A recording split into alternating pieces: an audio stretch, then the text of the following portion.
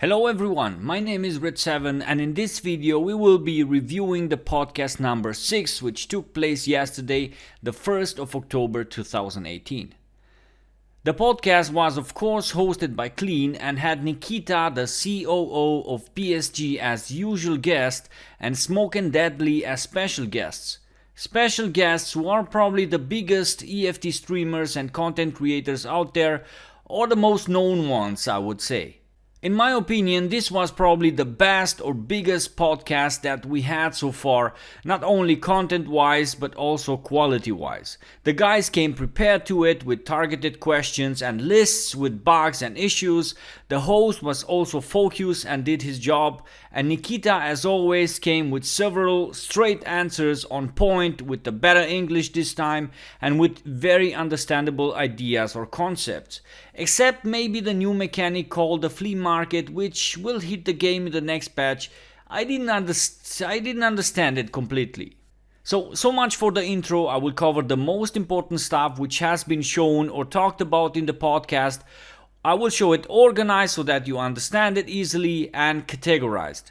There will be a lot of new screenshots, GIFs and some videos. Grab a beer and let's begin. So first of all, the patch 0.10.5 will be coming to the game, and it will contain the following: the flea market, the first iteration of Meds animations, Mosin mods, MP7 and the ranking system. The patch 0.11 will come at a future date in the game and will have the Scav boss called Killa, Terror Group, the new map, the new SVD, the compass, probably voice over IP, the Heckler & Koch 416 and the RPK. Now we will talk about all this stuff with more or less details depending how much the guys touch the mentioned subjects. I want to start chronologically though with the content that the patch 0.10.5 will bring us in the nearest future. I know the Scav boss and the SVD are exciting, but we will talk about them as well. The Meds animations are, according to Nikita, already done and waiting to be implemented in the game. Important to mention here is the fact that this is just the first iteration. What does it mean? Well, medding yourself, no idea if medding is a word, but you get the point, will be basic at the beginning. According to Nikita, the impact or the healing process will be immediate for now, but you will have to perform the animation. Pressing a button to heal yourself while shooting the weapon will not be possible anymore. You will have to stop, medicate and then continue. Applying a splint, for example, will force you to stay in one position until you're done. In the future, a more advanced system, med system, will be added to the coming one.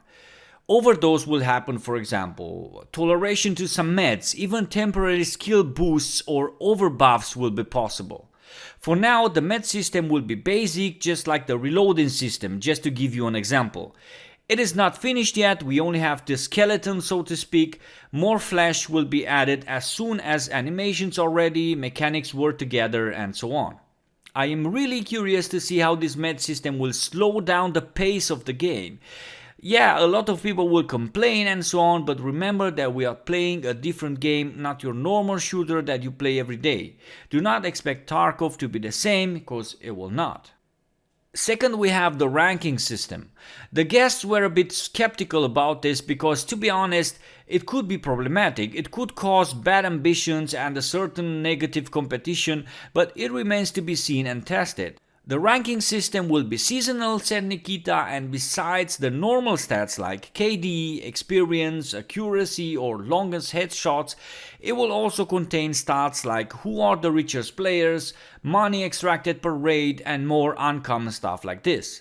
Really curious to see how people react to this, because I remember back then when I used to play more PUBG, I was always checking my stats to see how much I improved. In my case, it made me a better player because I always had those stats in mind. But on the other hand, if you simply want to play and enjoy the game, then your stats will be probably awful. Or who knows, maybe not. We will have to test and see. According to Nikita, the Mosin mods will be added in the game with the coming of the new patch 0.10.5. There are several, some of them I predicted in my last video. You can see all the screens here. Worthy to mention here is the fact that both variants will be available, the sniper version and the carabine. It will be very nice to see a Mosin with Archangel stock, for example. I cannot wait. The MP7 is also ready for deployment, and we will have two different variants. The common one and the MP7 with the foldable grip. I think they're called MP7A1 and MP7A2. One with foldable grip, the other one with Picatinny rail. But don't trust me completely here, I'm not an expert, I just took the info from Wikipedia. Awesome, it looks like it's a ton of fun to use. It looks like that first bit of horizontal recoil is pretty intense.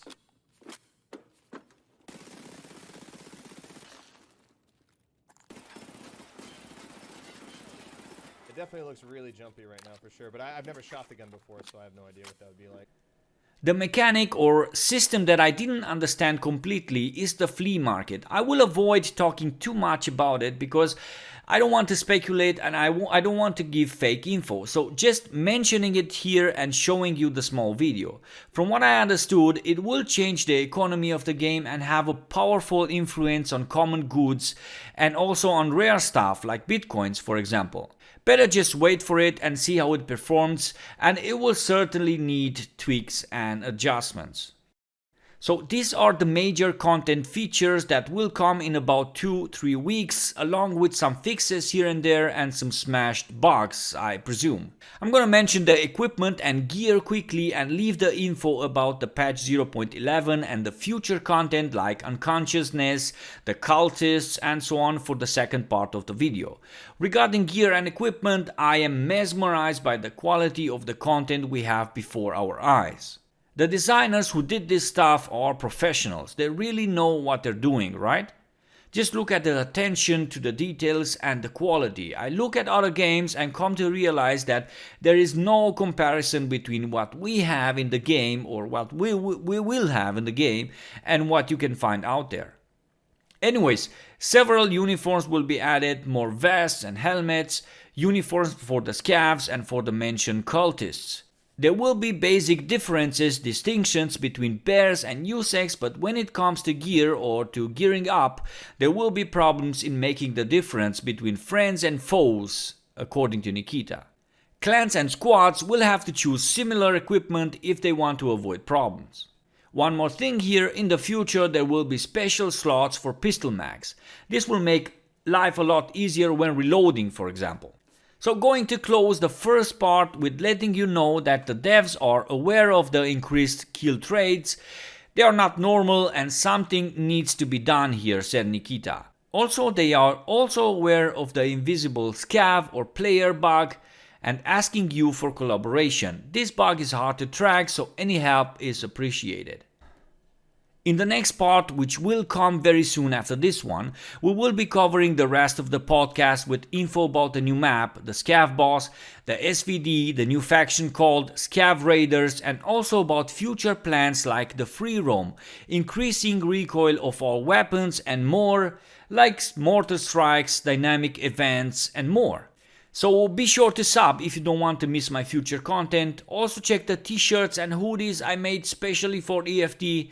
Links in the description. Thank you for watching. Patrons, thank you for the awesome support. See you very soon. Redseven out. Peace.